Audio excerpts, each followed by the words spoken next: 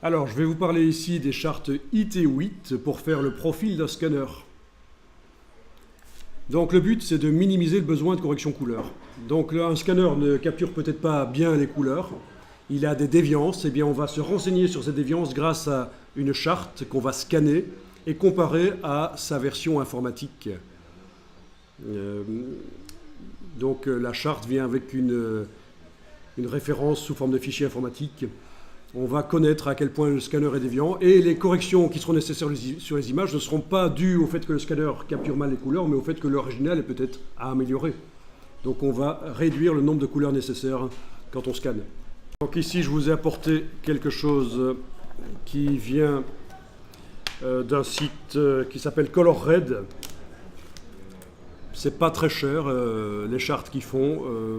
Il y en a des beaucoup plus chères et la différence de qualité entre celle-ci que je vais vous montrer et les très chères, ça justifie pas le prix pour une utilisation normale. C'est vraiment pour les super pros qui veulent la super qualité.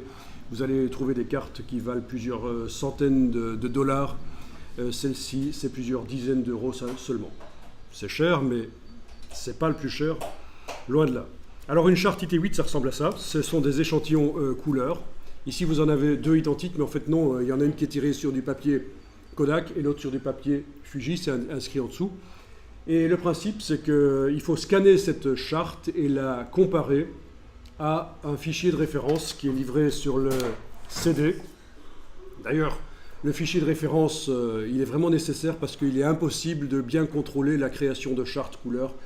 Elles-mêmes sont toujours déviantes. Donc la charte sert à mesurer comment le scanner capture les couleurs. C'est un instrument de mesure, la charte. Et comme tout instrument de mesure, il doit être calibré. Et comment est-ce qu'on calibre une charte? Pas en modifiant son fonctionnement. Il n'y a pas de mécanique là-dedans. Simplement en ayant un fichier qui a été créé en laboratoire et qui décrit exactement les couleurs qui sont sur la charte. D'accord? On scanne la charte. Le fichier produit par le scanner, on le compare au fichier de référence qui décrit clairement quelles sont les couleurs qui sont sur la charte et on connaît la déviance du scanner au niveau de la capture des couleurs. Et donc, on a fait le profil du scanner.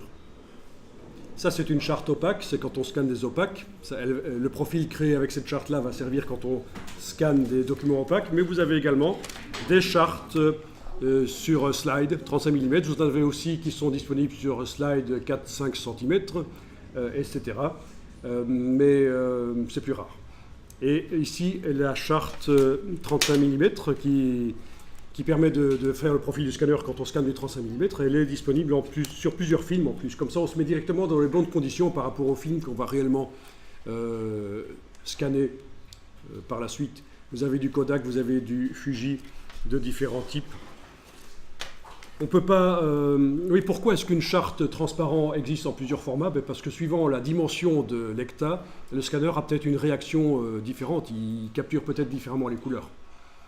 Mais bon, c'est peut-être pousser un peu le bouchon un peu loin. Je pense que si vous faites un profil de scanner avec une charte 35 mm, le profil devrait être valable aussi quand vous scannez des hectas plus grands, en fait. D'accord?